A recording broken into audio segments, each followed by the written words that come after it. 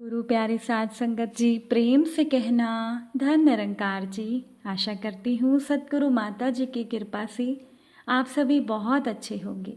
साध संगत जी, सबसे पहले सतगुरु माता जी का और आप सभी का बहुत बहुत धन्यवाद कि सतगुरु माता जी के आशीर्वाद से दासी इन साखियों के माध्यम से आप सारी संगत से जुड़ी है और आप सभी अपना कीमती समय निकाल कर साखियाँ सुनते हैं और अपने विचार देते हैं।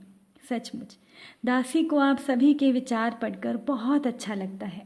उम्मीद करती हूँ कि आप आगे भी अपना प्यार यूं ही बनाए रखिएगा। साध संगत जी, सतगुरु माता जी से अरदास है कि सतगुरु का आशीर्वाद आप सभी के साथ हमेशा बना रहे और दासी इन साखियों के माध्यम से आपसे हमेशा जुड़ी रहे। दिल से आपका बहुत बहुत शुक्रिया। साध संगत जी, जिंदगी में कुछ काम ऐसे होने चाहिए जिसे करने से आपको और आपके मन को सुकून मिले और आज की साखी भी इसी विषय पर आधारित है। चलिए साखी सुनते हैं। साध संगत जी, आनंद शर्मा जी का पूरा परिवार एक तीर्थ स्थल पर जाने की तैयारी कर रहा था। आनंद जी की पत्नी पैकिंग में लगी हुई थी। फ्लाइट की टिकट, होटल की व्यवस्था सब हो गई थी। मंदिर के एजेंट ने उनके तुरंत दर्शनों की व्यवस्था भी कर दी थी। साथ संगत जी, आनंद शर्मा जी ने अपनी बेटे की बीमारी के दौरान जब डॉक्टरों ने उम्मीद छोड़ दी थी, तब उन्होंने अपने बेटे के लिए एक मंदिर में 25 तोले सोने का मुकुट चढ़ाने की मन्नत मानी थी। ईश्वर की कृपा से और डॉक्टरों के प्रयास से आनंद जी का बेटा पूरी तरह से स्वस्थ हो गया था। घर में तैयारी का माहौल देखकर ऐसा लग रहा था जैसे कोई बड़ा जश्न मनाया जा रहा हो। आनंद जी सुबह चाय पी रहे थे, तभी उनका नौकर विनोद आया और चुपचाप उनके पास खड़ा हो गया। आनंद जी ने अपने नौकर से पूछा कि विनोद, क्या कुछ काम है तुम्हें? उनके इतना पूछते ही उनका नौकर विनोद रोने लगा और भाव विभोर होकर कहने लगा कि साहब, मैंने बेटी की शादी तय कर दी थी, तारीख पास आ गई है। अब सोच रहा था कि मेरी फसल बिक जाएगी, पर बाढ़ आ गई और सब तहस नहस हो गया। साहब, हमें 2 लाख रुपया उधार दे दीजिए। आप मेरे वेतन से काटते रहना। जब मेरी फसल का पैसा आएगा तो मैं आपका सारा पैसा चुका दूंगा। साध संगत जी, एकदम से भड़क उठे आनंद जी ने कहा कि क्या तुमने मेरे ठेके पर अपनी बेटी की शादी तय की थी? अगर तुम्हें नौकरी छोड़नी है तो छोड़ दो, लेकिन मेरे पास पैसा नहीं है। उनका नौकर विनोद सन्नाटे में आ गया। वो चुपचाप अपने काम में लग गया, ये सोचते हुए कि कहीं लगी लगाई नौकरी छूट गई तो क्या होगा। साथ संगत जी, आनंद जी का बेटा अपने पिता और नौकर की बातचीत सुन रहा था। नौकर के जाने के बाद आनंद जी का बेटा अपने पिता के पास आया और बोला कि पापा, अगर मैं आपसे कुछ कहूँगा तो आप इस बात का बुरा मत मानिएगा। पापा, हमने मंदिर में 30 लाख रुपए का मुकुट चढ़ाना है। नौकर ने आपसे 2 लाख रुपए मांगे, वो भी उधार। वो नौकर जो जी जान से हमारी सेवा करता है, आपके पैसे से उसकी बेटी की शादी जैसा पुनीत कार्य होगा। और मुकुट तो पंडित जी एक बार पहना कर क्या करेंगे, इस बात का कोई पता नहीं। आनंद जी को अपने बेटे पर बहुत गुस्सा आया। उन्होंने अपने बेटे से कहा कि तुझे कुछ नहीं पता। जब कोई रास्ता नहीं दिख रहा था, तब तेरी माँ ने ये मन्नत मानी और प्रभु के चमत्कार से तू एकदम स्वस्थ हो गया। अब वो मन्नत तो हम पूरी करके ही रहेंगे। आनंद जी का बेटा कहने लगा कि पापा, अगर ये 30 लाख रुपए आप ज़रूरतमंदों के लिए इस्तेमाल करेंगे तो कितनों की ज़िंदगी खुशियों से भर जाएगी। वो सभी आपको कितनी दुआएं देंगे। मैं तो यही चाहता हूँ, आप एक बार इस बात पर विचार ज़रूर कीजिएगा। साथ संगत जी, आनंद जी के बेटे की बातों से दोनों पति पत्नी बहुत प्रभावित हुए। वो देर रात तक सोचते रहे और सुबह जब सोकर उठे तो उन्हें लगा कि उनका हृदय निर्मल हो गया है। नाश्ते की टेबल पर जब सब बैठे तो आनंद जी ने अपने बेटे को गले से लगा लिया और कहने लगे कि बेटा, तूने मेरी आंखें खोल दी। हम दर्शन करने जा रहे हैं, प्रसाद भी चढ़ाएंगे, पर इस 30 लाख रुपयों को मैं ज़रूरतमंदों की मदद में ही लगाऊंगा। आनंद जी ने अपने नौकर विनोद को आवाज़ देकर बुलाया और कहा कि विनोद, ये 2 लाख रुपए ले जाओ और शादी की तैयारी करो। हाँ, ये रुपए अपनी बेटी को मेरी तरफ से भेंट के रूप में देना, और ये रुपए तुम्हें लौटाने की ज़रूरत नहीं है। साथ संगत जी, उनका नौकर विनोद उन्हें हतप्रभ सा देखने लगा तो वो बोले कि ये मेरे बेटे की करामात है, तुम सारा आशीर्वाद मेरे बेटे को ही दो। आनंद जी अपने बेटे और पत्नी के साथ सुकून से नाश्ता करने लगे और सबके चेहरों पर अब संतोष की मुस्कान थी। साथ संगत जी, आप भी किसी ऐसे की मदद करके देखिएगा, आपको भी सच में बहुत सुकून मिलेगा। साथ संगत जी, एक बार की बात है, फरीदाबाद शहर की एक बहुत बड़ी दुकान थी जिसके ब्रेड पकोड़े और समोसे बहुत मशहूर थे। श्याम जी पहले भी उस दुकान के बारे में बहुत सुन चुके थे, मगर एक दिन जब श्याम जी के एक दोस्त ने उस दुकान की बहुत तारीफ की तो श्याम जी ने सोचा कि क्यों ना एक बार चलकर उस दुकान पर कुछ खाया जाए। अगले ही दिन श्याम जी जब अपने ऑफिस से निकले तो 7 बज चुके थे। उन्होंने सोचा कि आज उसी दुकान पर पहले कुछ खाया जाए, फिर मैं अपने घर जाऊंगा। मगर जैसे ही उन्होंने दुकान के बाहर आकर अपनी गाड़ी खड़ी की और जैसे ही वो अंदर जाने को हुई तो एक नन्हे से हाथों के स्पर्श ने श्याम जी का ध्यान अपनी ओर खींचा। तो श्याम जी ने देखा कि एक छोटी सी बच्ची 5 से 6 साल के बीच श्याम जी को रोककर कह रही थी कि अंकल, क्या आप भी यहाँ पर समोसे और पकोड़े खाने आए हैं? तो श्याम जी ने कहा कि हाँ, मगर तुम ऐसा क्यों पूछ रही हो? श्याम जी ने उस बच्ची से पूछा कि क्या यहाँ समोसे और पकोड़े अच्छे नहीं मिलते? तो वो बच्ची बड़ी मासूमियत से बोली, मिलते हैं ना अंकल, बहुत अच्छे मिलते हैं, पर यहाँ से आप कुछ मत लेकर जाना। श्याम जी उस बच्ची की बातों को सुनकर बहुत हैरान हुए।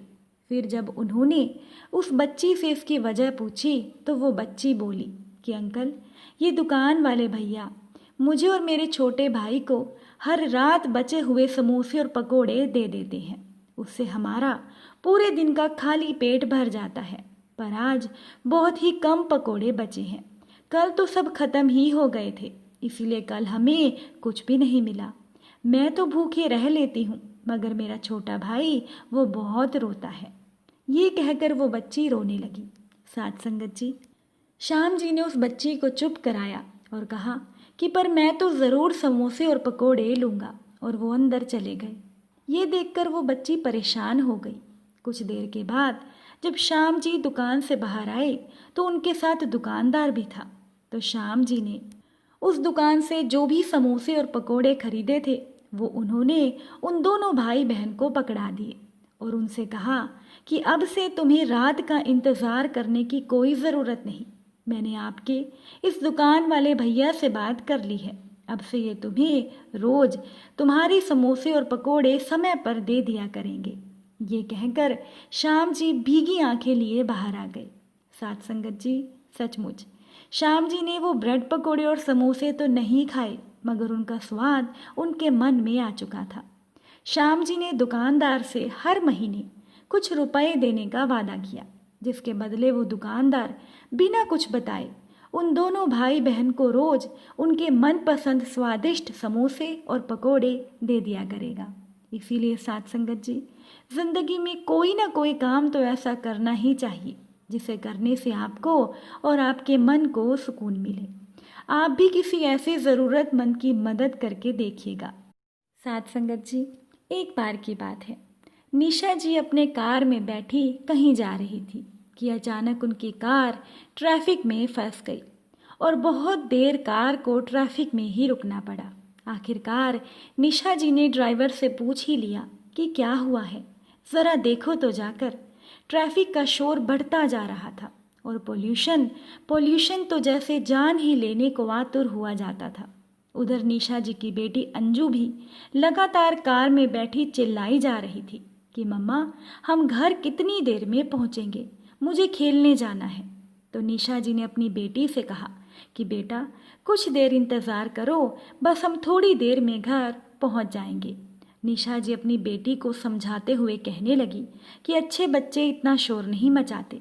लेकिन अंदर ही अंदर निशा जी ये जानती थी कि अगर उनकी बेटी एक बार बिगड़ गई तो उसे चुप करवाना मुश्किल हो जाएगा। कि अचानक ही निशा जी की नज़र बाहर तो छोटी छोटी लड़कियों पर पड़ी जो रंग बिरंगे गुब्बारे बेच रही थी। उन बच्चियों के चेहरे पर उदासी का भाव साफ दिखाई दे रहा था। ऐसा लग रहा था कि शायद आज किसी ने उनसे गुब्बारे नहीं खरीदे थे। शायद गुब्बारा दिलवाने से निशा जी ने सोचा कि उनकी बेटी अंजू का ध्यान थोड़ी देर के लिए इधर उधर हो जाएगा और वो बेचारी लड़कियां भी कुछ कमा कर थोड़ी खुश हो जाएंगी। तो निशा जी ने उन दोनों लड़कियों को अपने पास बुलाया और कहा कि एक गुब्बारा तो देना। अब निशा जी की बेटी अंजू भी गुब्बारे को देखते ही उत्साहित हो गई। और फिर क्या था, गुब्बारा लेते ही अचानक से निशा जी के कान में कुछ दबी सी आवाज में कुछ शब्द आ पड़े। वो बच्चियां कह रही थी आपस में कि चलो अब कुछ तो खा लेंगे, इन पैसों से बहुत भूख लगी है। साथ संगत जी, इतने भारी और मार्मिक शब्दों के भार तले जैसे पूरा मन और पूरा मस्तिष्क निशा जी का दब गया हो। निशा जी ने सोचा कि वो क्या करे जिससे इन बच्चियों की मदद भी हो जाए और उन्हें पता भी ना लगे। कि अचानक से निशा जी ने बड़ी चालाकी से वो गुब्बारा अपनी बेटी अंजू के हाथ में देते हुए जानबूझकर चुटकी से फोड़ डाला और कहने लगी कि अरे ये गुब्बारा तो फूट गया, कोई बात नहीं, मैं और ले लेती हूँ। गुब्बारे के फूटने की आवाज़ से उन बच्चियों को जैसे अरबों की खुशी मिल गई हो और वो गुब्बारे वाली लड़कियां भागती हुई आई और एक और गुब्बारा निशा जी को थमा दिया। इस बार उन बच्चियों के चेहरे पर थोड़ी मुस्कान भी थी। निशा जी ने उन दोनों की मुस्कान का जायजा लिया और अपनी पुरानी चालाकी एक बार फिर से दोहरा डाली और निशा जी ने दूसरा गुब्बारा भी फोड़ दिया और कहने लगी कि अरे ये गुब्बारा भी फूट गया, कैसे गुब्बारे लाई हो आप, पकड़ते ही टूट जाता है, लाओ एक और गुब्बारा दे दो। अब उन लड़कियों की मुस्कान चढ़ते सूरज की लालिमा से बढ़ती हुई दिखाई देने लगी थी। निशा जी ने उन बच्चियों से कहा कि अच्छा एक काम करो, ये सब कमजोर से गुब्बारे आखिर कितनी देर चलेंगे, लाओ मुझे सारे गुब्बारे दे दो। वो लड़कियां सारे गुब्बारे बिकते हुए देख खुशी से झूम उठी। वहीं निशा जी का ड्राइवर शीशे में ये सब देखकर समझता रहा कि ये गुब्बारे कैसे फोड़े गए और कैसे खरीदे गए। और निशा जी की बेटी अंजू इतने सारे गुब्बारे लिए मीठी मुस्कान दे रही थी और निशा जी संतोष भरी मुस्कान उनके चेहरे पर थी, क्योंकि उन्हें पता था कि ऐसे ही अनदेखी मदद से उन दोनों बच्चियों को भूख मिटाने की मुस्कान मिलेगी। और वहीं पर निशा जी का ड्राइवर भी मुस्कान लिए सबके चेहरों पर आती मुस्कान देख रहा था। साथ संगत जी, ये थी इंसानियत की वो मीठी मुस्कान जो कई चेहरों पर जादू की तरह आ गई थी। आप भी किसी ऐसे की मदद करके उसके चेहरे पर मुस्कान लाकर देखिए, यकीन मानिए बहुत सुकून मिलता है। साथ संगत जी, अगर साखी अच्छी लगी हो तो साखी को अपना प्यार दीजिएगा, लाइक कीजिएगा। और चलिए अब हम सभी मिलकर सिमरन करते हैं। तू ही निरंकार मैं तेरी शरण हाँ, मैनू बख्श लो। तू ही निरंकार मैं तेरी शरण हाँ, मैनू बख्श लो। साथ संगत जी प्यार से कहना, धन निरंकार जी।